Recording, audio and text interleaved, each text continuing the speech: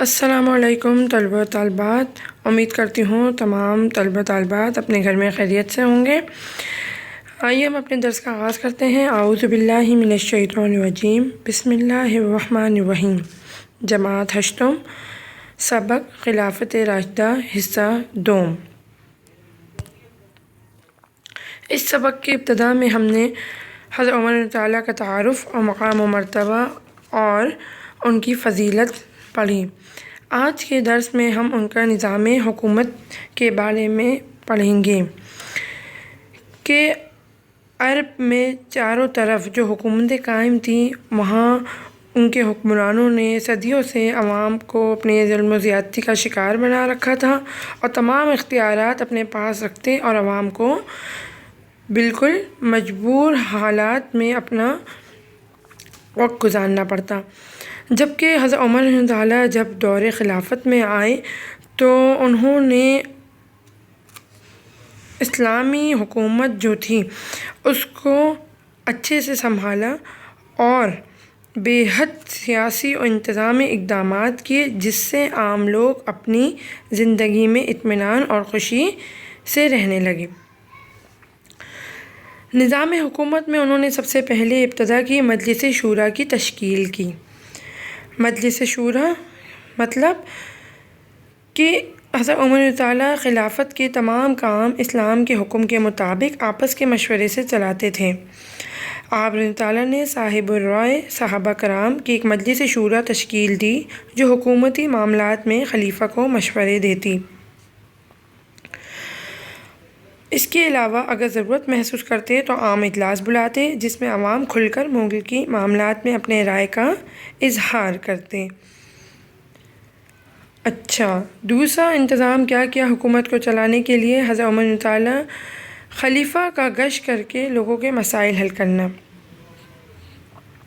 یعنی حضرت عمر رضی اللہ عنہ جو تھے وہ بذات خلیفہ خود ہونے کے خود بھی اور حکومت کے جو ذمہ دار افراد تھے لوگوں کے درمیان رہتے، گلی بازاروں میں گھومتے پھرتے حلیہ بدل کر اور ان کے مسائل معلوم کر کے ان کو حل کرنے کی کوشش کرتے۔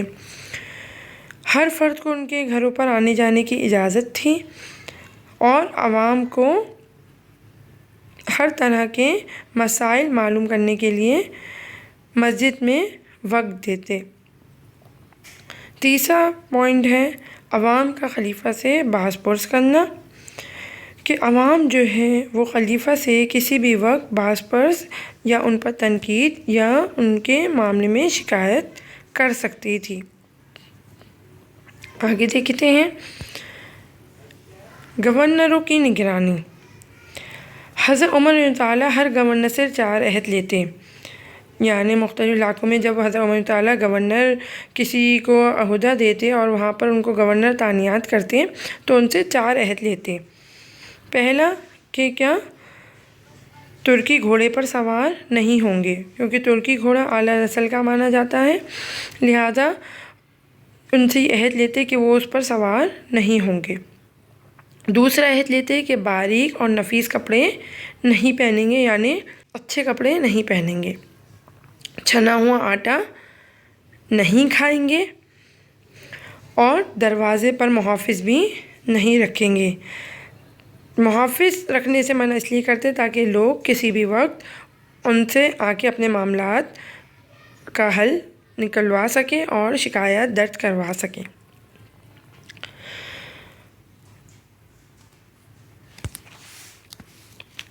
آگے دیکھیے، اب ہم یہ پڑھ رہے ہیں گورنروں کا احتساب۔ گورنروں کا احتساب مطلب ان کا محاسبہ کرنا۔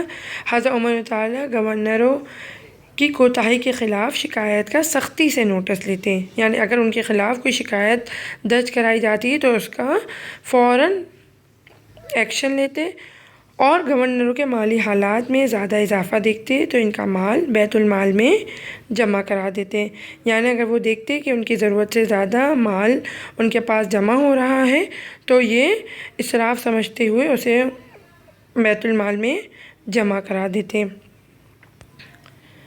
آگے دیکھیے بیت المال کی حفاظت۔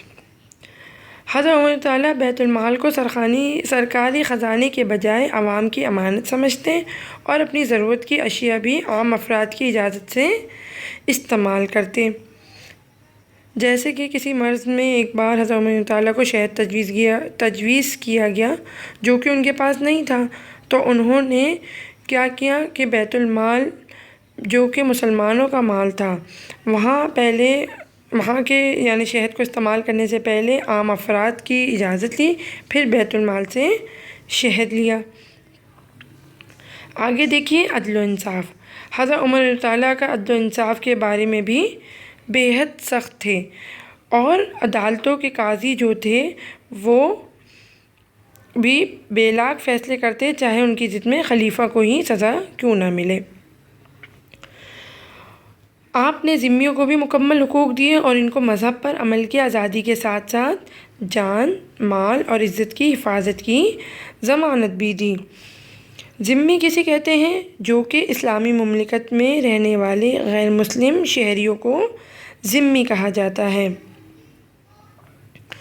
تو حضرت عمر تعالیٰ نے ان کو بھی مکمل حقوق دیے اور ان کے جان و مال کی عزت کی حفاظت بھی کی۔ امید کرتی ہوں یہاں تک کا درس آپ کو اچھے سے سمجھ آیا ہوگا۔ آئیے ہم آگے اب سرگرمی کی طرف بڑھتے ہیں۔ سرگرمی میں آپ نے یہ تمام سوالات اپنی کاپیوں میں لکھنے ہیں۔ سوال نمبر 1، حضرت عمر تعالیٰ نے حکومت کا نظام کس طرح قائم کیا ہوا تھا؟ مختصراً تحریر کریں۔ دوسرا سوال، حضرت عمر رضی اللہ عنہ کے عدل و انصاف کا کوئی ایک واقعہ تحریر کیجیے جو کہ آپ کو کتاب میں بھی مل جائے گا۔ سوال نمبر 3، حضرت عمر رضی اللہ عنہ گورنروں سے کن باتوں کا عہد لیتے؟ سوال نمبر 4، ذمی کن کو کہا جاتا ہے اور انہیں کس چیز کی ضمانت دی گئی؟ تحریر کیجیے۔ تو یہ تمام سوالات کے جوابات آپ کو اپنی کاپیوں میں اتارنے ہیں۔ حافظ۔